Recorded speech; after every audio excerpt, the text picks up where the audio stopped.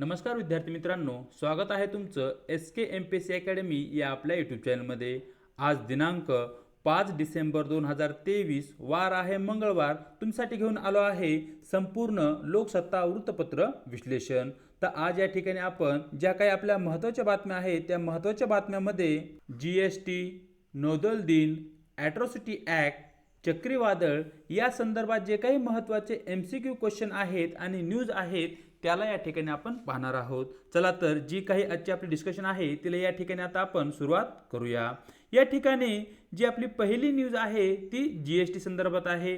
News अशी आहे, CBIC मध्ये 45% पदे रिक्त, अशा प्रकारची न्यूज तुम्हाला आपल्या लोकसत्ता पेज क्रमांक 3 वरती भेटून जाईल। या ठिकाणी CBIC म्हणजेच केंद्रीय अप्रत्यक्ष कर व सीमा शुल्क बोर्ड हे अप्रत्यक्ष करासंबंधी कार्य करणारी संस्था आहे, जी की वस्तू व सेवा कर यांच्या चोरीवर होणारे जे काही नियंत्रण आहे ते नियंत्रण करण्याचं ते कार्य करतात।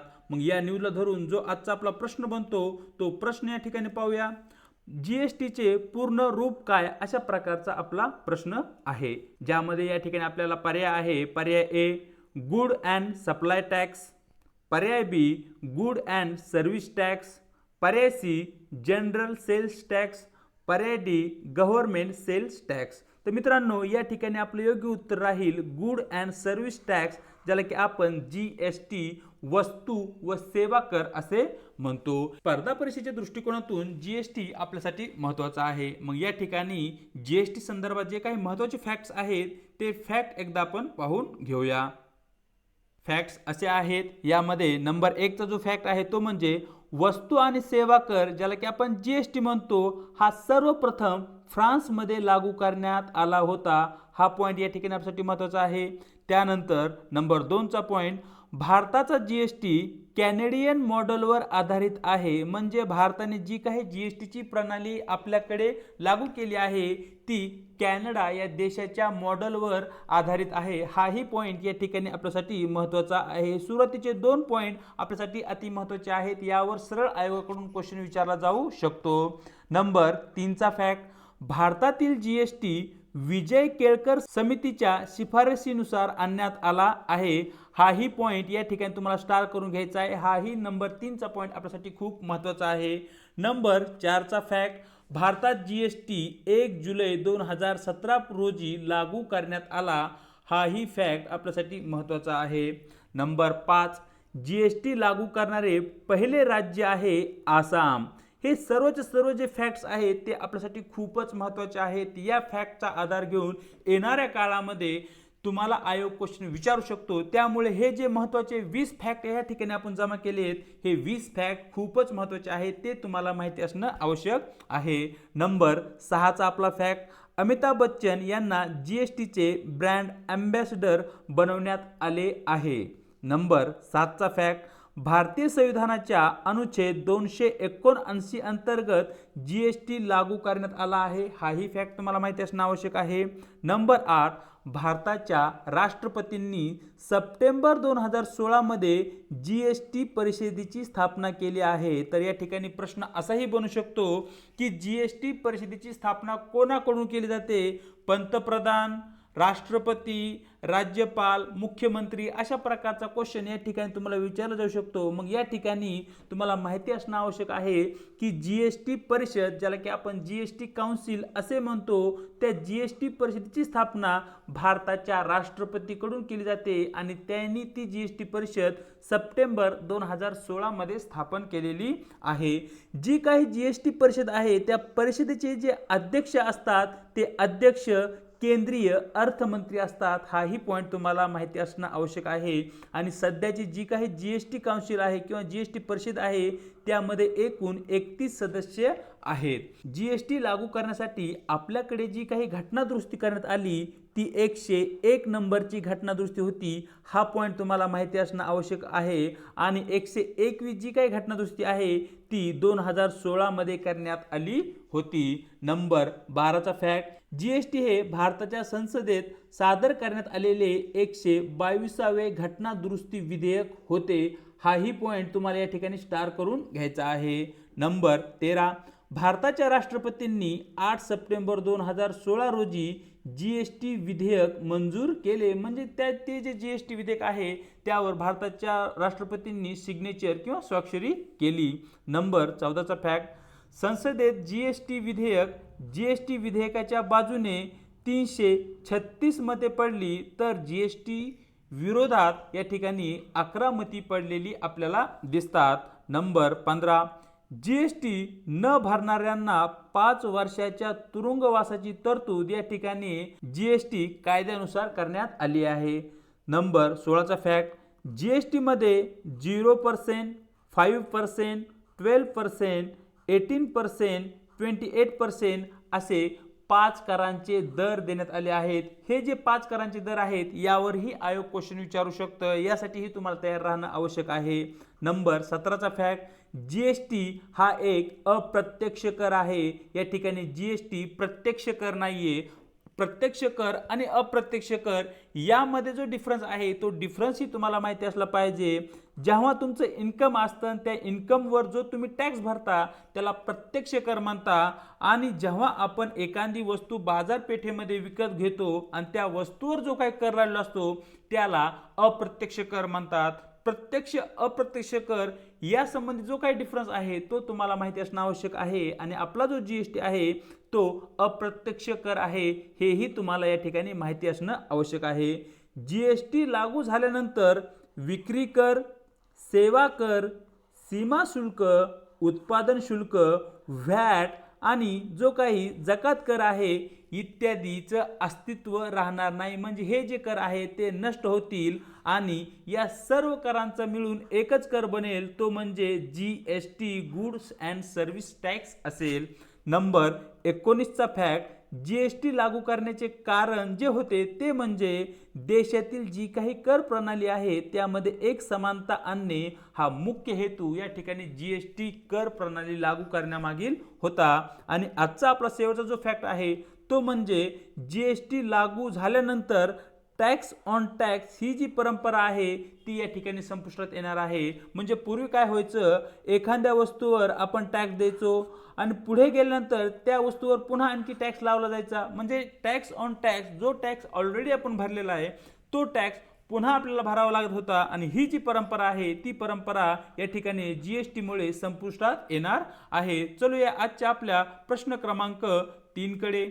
या ठिकाणी प्रथम जी आपली न्यूज आहे ती न्यूज पाहूया, जी की नौदल दिनासंदर्भात आहे. न्यूज अशी आहे, नौदलातील हुद्द्याचे भारतीयकरण, अशा प्रकारची न्यूज तुम्हाला या ठिकाणी लोकसत्ता पेज क्रमांक 4 वरती पाहायला भेटणार आहे. तर या ठिकाणी या न्यूजला धरून जो आजचा आपला क्वेश्चन बनतो तो क्वेश्चन या ठिकाणी पाहूया. क्वेश्चन असा आहे, भारतीय नौदल दिन कोणत्या तारखेला साजरा केला जातो? ज्यामध्ये पर्याय ए 1 मे, पर्याय बी 2 ऑक्टोबर, पर्याय सी 15 जानेवारी, पर्याय डी 4 डिसेंबर. तर मित्रांनो या ठिकाणी आपले योग्य उत्तर राहील पर्याय डी 4 डिसेंबरला प्रत्येक वर्षी आपण भारतीय नौदल दिन साजरा करत असतो. या ठिकाणी जे महत्त्वाचे इतर दिन आहेत त्यासंबंधी थोडक्यात माहिती पाहूया.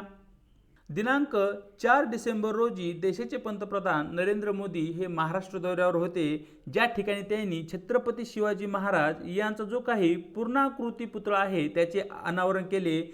ते अनावरण कोठे करण्यात आले तर तारकर्ली, जी की सिंधुदुर्ग या ठिकाणी आहे, त्या ठिकाणी पंतप्रधान नरेंद्र मोदी यांनी छत्रपती शिवाजी महाराज यांच्या पुतळ्याचे अनावरण केलेले आहे. केव्हा केले आहे तर 4 डिसेंबर 2023. या ठिकाणी जे काही दिन आहेत, जे काही डेट्स आपण पाहिल्या त्यांचे दिनविशेष पाहूया. 1 मे रोजी म्हणजेच 1 मे 1960 रोजी महाराष्ट्र राज्याची निर्मिती झाली होती. या ठिकाणी जो आपला पहिला पर्याय आहे. आपला पर्याय बी 2 ऑक्टोबर आहे. 2 ऑक्टोबरची विशेषता म्हणजे 2 ऑक्टोबर 1869 रोजी राष्ट्रपिता महात्मा गांधी यांची जयंती आहे. म्हणजेच 2 ऑक्टोबर 1869 ला महात्मा गांधींचा जन्म झाला होता. पुढची जी आपली डेट आहे ती आहे 15 जानेवारी. या ठिकाणी 15 जानेवारी 2011 हा आपण राष्ट्रीय मतदाता दिन म्हणून साजरा करतो. हे जे दिन विशेष आहेत ते या ठिकाणी आपल्यासाठी महत्त्वाचे आहेत. आणि आपल्या उत्तरामध्ये म्हणजेच भारतीय नौदल आपण 4 डिसेंबरला साजरा करतो. त्या नौदल दिनाचे महत्त्व म्हणजे 4 डिसेंबर 1971 मध्ये भारताने ऑपरेशन ट्रायडंट सुरू केले होते, ज्या अंतर्गत 4 पाकिस्तानी नौदल जहाजे या ठिकाणी भारतीय नौदलाकडून बुडवण्यात आली होती। आणि तुम्हाला जर माहिती असेल तर 1971ला भारत आणि बांगलादेश या दोन देशांनी एकत्र येऊन पाकिस्तानला पराभूत केलं होतं। म्हणजे 1971ला या ठिकाणी बांगलादेश या नवीन देशाची निर्मिती झाली होती, जो की पूर्वी पूर्व पाकिस्तान या नावाने ओळखला जात असे।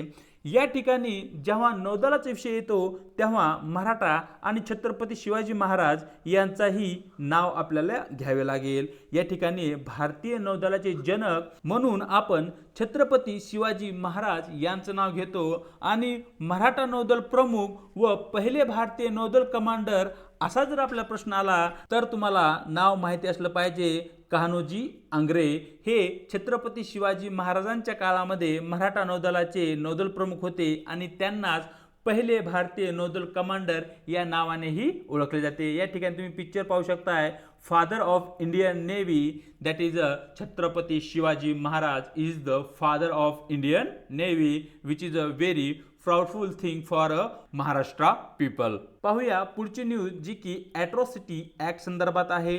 न्यूज, देशात ॲट्रॉसिटीच्या गुन्ह्यात लक्षणीय वाढ, अशा प्रकारची न्यूज तुम्हाला लोकसत्ता पेज क्रमांक 5 वरती पाहायला भेटेल। या न्यूज संदर्भात जो काही आजचा आपला प्रश्न आहे तो प्रश्न या ठिकाणी पाहूया। प्रश्न असा आहे, अनुसूचित जाती आणि अनुसूचित जमाती अत्याचार प्रतिबंधक कायदा कोणत्या साली करण्यात आला, अशा प्रकारचा सरळ प्रश्न या ठिकाणी विचारण्यात आला आहे। ज्यामध्ये पर्याय ए 1989, पर्याय बी 2005, पर्याय सी 1961, पर्याय डी 2012। तर मित्रांनो या ठिकाणी या प्रश्नाचे आपले योग्य उत्तर राहील पर्याय ए 1989 मध्ये अनुसूचित जाती आणि अनुसूचित जमाती अत्याचार प्रतिबंधक कायदा पास करण्यात आला, ज्याला की इन शॉर्ट मध्ये आपण ॲट्रॉसिटी ॲक्ट असे म्हणतो, जो की आपल्या दलित बांधवांचे या ठिकाणी संरक्षण करण्याच्या हेतूने तो या ठिकाणी निर्माण करण्यात आला होता। देशात सामाजिक विकास या हेतूने काही कायदे करण्यात आले आहेत, ते कायदेही या ठिकाणी आपण थोडक्यात पाहूया। मित्रांनो 2005 साली कौटुंबिक हिंसाचारापासून महिलांचे संरक्षण करण्यासाठी कायदा पास करण्यात आला। आणि हा जो महिलांचे कौटुंबिक हिंसाचारापासून संरक्षण आहे, यामध्ये जर एखाद्या पतीने एखाद्या महिलेवर अन्याय केला असेल, अत्याचार केला असेल किंवा तिला मारहाण करत असेल, तर अशा परिस्थितीमध्ये कौटुंबिक हिंसाचार प्रतिबंधक कायदा 2005 च्या अंतर्गत या ठिकाणी त्या विशिष्ट व्यक्तीवर केस दाखल करू शकते। 1961 साली या ठिकाणी हुंडा प्रतिबंधक कायदा करण्यात आला होता आणि 2012 मध्ये लैंगिक गुन्ह्यापासून जी लहान बालके आहेत त्यांचं संरक्षण करण्यासाठी पॉस्को नावाचा कायदा पास करण्यात आला होता। ही जी कायदे आहेत ती भारतामध्ये खूपच महत्त्वाची आहेत आणि या ठिकाणी हे जे या समाजातील जे दुर्बल घटक आहेत, जे सेन्सिटिव्ह घटक आहेत, त्यांना प्रोटेक्ट करण्यासाठी या कायद्यांची या ठिकाणी निर्मिती करण्यात आलेली आहे। चलूया पुढे। तर या ठिकाणी आजचा जो आपला शेवटचा प्रश्न आहे, जो की चक्रीवादळ संदर्भात आहे, या ठिकाणी संबंधित न्यूज अशी आहे, मिचॉंग चक्रीवादळाच्या तीव्रतेत वाढ, अशा प्रकारची न्यूज तुम्हाला लोकसत्ता पेज क्रमांक 5 वरती पाहायला भेटेल। या न्यूजला आधार घेऊन जो आजचा आपला प्रश्न बनतो तो प्रश्न या ठिकाणी पाहूया। प्रश्न असा आहे, चक्रीवादळ संदर्भात खालीलपैकी कोणते विधान बरोबर आहे? तर मित्रांनो या ठिकाणी विधान ए, चक्रीवादळ ही कमी दाबाची केंद्रे असतात। विधान बी, चक्रीवादळ गोलाकार, लंबवर्तुळाकार ते व्ही आकाराचे असतात। विधान सी, चक्रीवादळाचा हवामानावर प्रचंड प्रभाव पडतो। तर मित्रांनो या ठिकाणी जे आपले योग्य उत्तर आहे ते आहे पर्याय डी, वरील सर्व विधाने बरोबर आहेत। जी काही चक्रीवादळे असतात ती कमी दाबाच्या केंद्राभोवती ती निर्माण होतात आणि त्या ठिकाणाहून ती पुढे सरकत असतात। पर्याय बी, चक्रीवादळे हे आकाराने गोलाकार, लंबवर्तुळाकार तर व्ही आकाराचेही असू शकतात। आणि विशेष म्हणजे जी काही चक्रीवादळे आहेत ती मोठ्या प्रमाणावर स्थानिक हवामानावर या ठिकाणी प्रभाव टाकत असतात। जी काही वादळे आहेत त्यांच्या संबंधी महत्त्वाचे जे फॅक्ट्स आहेत ती माहिती या ठिकाणी पाहूया। सर्वप्रथम आपण चक्रीवादळे कशाला म्हणतो ते पाहूया। त्या ठिकाणी पहा, हे एक प्रकारचे विध्वंसक वादळ असते. चक्रीवादळ हे एक प्रकारचे विध्वंसक वादळ असते. हा पहिला पॉईंट या ठिकाणी आपल्यासाठी महत्त्वाचा आहे. त्यानंतर समुद्रात एका कमी दाबाच्या प्रदेशाभोवती गोल गोल फिरणाऱ्या हवेमुळे ते बनते. तर या ठिकाणी दुसरा महत्त्वाचा पॉईंट, चक्रीवादळाची जी काही निर्मिती आहे ती समुद्रावर होते, ती वॉटर बॉडीवर होते, पाण्यावर होते. हा पॉईंट तुम्हाला माहिती असणं आवश्यक आहे. चक्रीवादळाची निर्मिती ही जमिनीवर होत नाही. कारण सरळ आयोग तुम्हाला क्वेश्चन विचारू शकतं की चक्रीवादळाची निर्मिती कुठे होते, किंवा स्टेटमेंट दिलं जाईल की चक्रीवादळाची निर्मिती जमिनीवर होते, चक्रीवादळाची निर्मिती समुद्रावर होते. तर तुम्हाला माहिती असलं पाहिजे की चक्रीवादळाची जी काही निर्मिती आहे ती समुद्रावर होते. या ठिकाणी जे काही उष्णकटिबंधीय चक्रीवादळे आहे, ज्यांना की आपण ट्रॉपिकल सायक्लोन असे म्हणतो, त्या ट्रॉपिकल सायक्लोनविषयी महत्त्वाचे पॉईंट्स या ठिकाणी पाहूया. या ठिकाणी जगामध्ये वेगवेगळ्या प्रदेशामध्ये आपल्याला ट्रॉपिकल सायक्लोन दिसतात किंवा उष्णकटिबंधीय चक्रीवादळे दिसतात. परंतु त्या त्या प्रदेशानुसार त्या त्या भागामध्ये या चक्रीवादळांना वेगवेगळ्या नावाने ओळखलं जातं. ज्यामध्ये चक्रीवादळ या ठिकाणी अटलांटिक आणि हिंद महासागराचा जो काय परिसर आहे त्या ठिकाणी या सायक्लोन्सला चक्रीवादळ असे म्हटलं जातं. टायफून म्हणून या वादळांची ओळख पश्चिम पॅसिफिक आणि दक्षिण चीन सागर जो आहे त्या ठिकाणी केली जाते. विलीज असे वेस्टर्न ऑस्ट्रेलियाचा जो काही भाग आहे त्या भागामध्ये या ठिकाणी म्हटलं जातं. या ठिकाणी जी काही उष्णकटिबंधीय चक्रीवादळे आहेत त्यांचं उगमस्थान हे उष्णकटिबंधीय महासागरी जो काही प्रदेश आहे त्या प्रदेशामध्ये असतं. या ठिकाणी जी पृथ्वी आहे, पृथ्वीच्या आसपासचा हा जो एरिया आहे हा इक्वेटरचा एरिया आहे. या भागामध्ये जो काही समुद्र असतो हा आहे उष्णकटिबंधीय महासागरी प्रदेश, आणि याच भागामध्ये या ठिकाणी चक्रीवादळाची निर्मिती होत असते. आणि चक्रीवादळ हे कमी दाबाचे जे काही क्षेत्र असते त्या क्षेत्राभोवती निर्माण होते, हेही तुम्हाला या ठिकाणी माहिती असणं आवश्यक आहे. साईडला तुम्ही पिक्चर पाहू शकताय की जे काही चक्रीवादळ असतं ते आकाराने गोलाकार असतं. म्हणजे अशा प्रकारचे घिरक्या घेत घेत या ठिकाणी चक्रीवादळाची निर्मिती होते आणि पुढे ते जमिनीकडे सरकते. मग अशा प्रकारचे जे काही चक्रीवादळ आहे जे मिचोंग या नावाने ओळखले जात आहे ते सध्या भारताच्या दिशेने, भारताच्या पूर्व किनारपट्टीच्या दिशेने सरकत आहे आणि ते येणाऱ्या काळामध्ये आंध्र प्रदेश आणि तमिळनाडू या राज्यांच्या किनारपट्टीवर धडकण्याची शक्यता या ठिकाणी वर्तवली जात आहे. तर अशा प्रकारे मित्रांनो दिनांक 5 डिसेंबरचे जे काही आपलं वृत्तपत्र डिस्कशन आहे ते या ठिकाणी आपण पूर्ण केलं आहे.